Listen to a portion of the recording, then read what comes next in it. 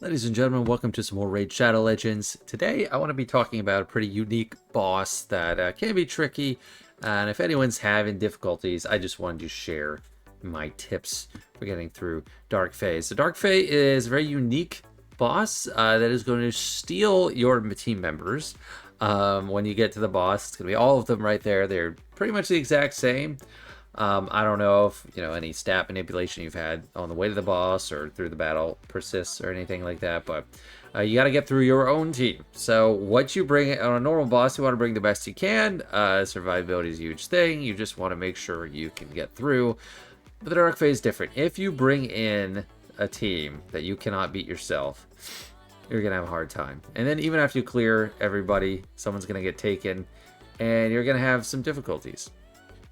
So what kind of characters are good for Dark Fae? What are bad? So first of all, I would say the ones you really want to stay away from, the worst combinations with Dark Fae are very tanky characters, very survivable. So Shredder is my favorite damage dealer. He's an HP-based unit. Mine has over 100,000 health, and he hits great because of that. But he's also very hard to kill. That's why I like him in most areas. Here, not so much. Don't like him. Pelops is, I use him as a tank. I think a lot of people use him as a pure damage dealer or whatnot.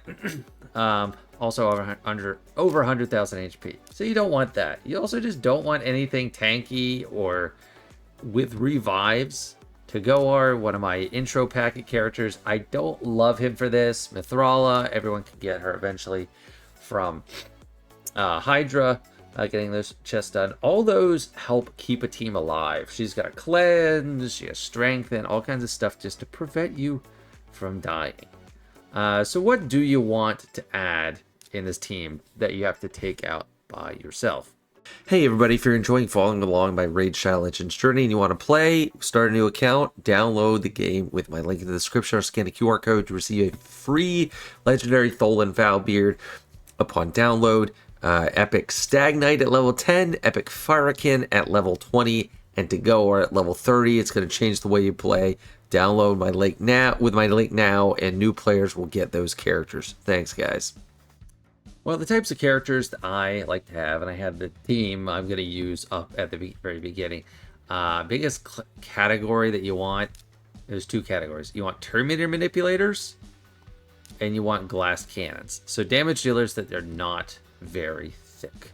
So Tholen is top tier for this, in my opinion, because he hits hard and he is not very survivable. So Shredder for a lot of things I'm going to prefer, but for Dark Fae, not so much. I do have lots of crit damage, crit chance, and some decent attack.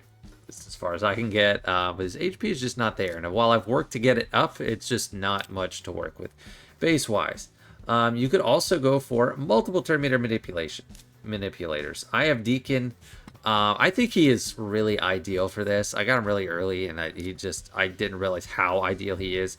So he gives your own team some turn meter, and all enemies lose 15% turn meter. So that is ideal. I mean, you get to get the jump, go ahead, and you're reducing the enemy team, which is you yourself. So you want that.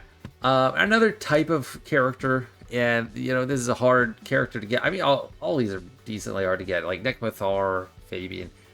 They're really lucky pulls for me, so I don't expect everyone to have them.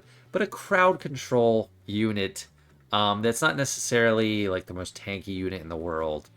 Fabian, I mean, he's busted for this. Like, he really is ridiculous. He can increase cooldowns by 3. Petrify everybody. Petrification, not necessarily the best. So you don't have to use it if you don't want it, because it does make them more durable. They're frozen, they can't do anything, but it does make them more durable. But Mikey is classic for any player. Any player that's been playing long enough to have Mikey probably knows their way around Dark Fae. But just this kind of character.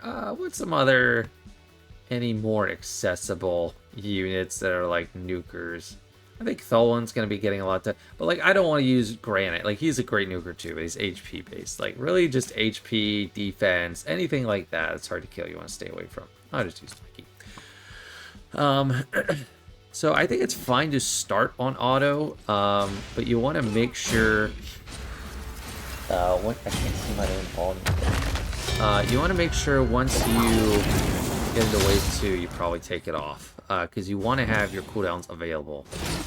This is where I just use default skills. Nekbothar is nice because he has an AoE. Thol and Falbeard also really nice. And I just shared the link to get him if you're starting out new. But yeah, we want to save up for that confrontation at the end against ourselves. So you just quick. Basic abilities, basic.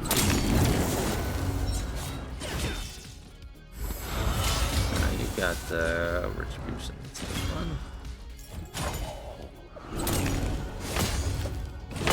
Petrification. Oh my goodness, yeah, Tholin's going off. So here we are, the moment of truth. We have our entire cells to face.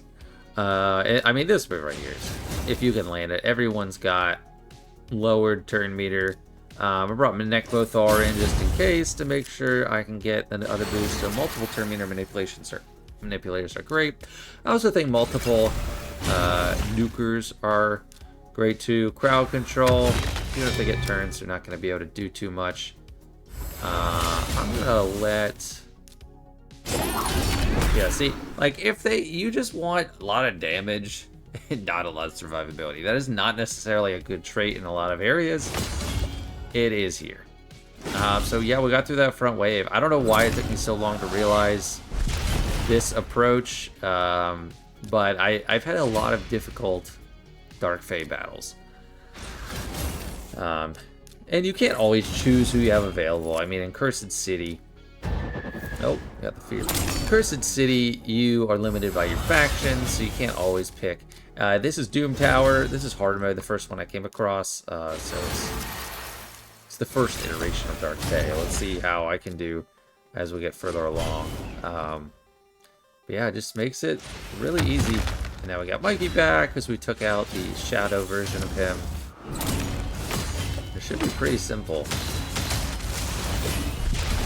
This is on hard mode, Doom Tower, so it's not the easiest thing. So yeah, if you use this approach, depends on what you have available. For my starting packet, the only one I'd say don't really use is to go are. I think Hurricane's probably solid. Stagnite pretty solid for nuking their decreasing their damage and decreasing their defense.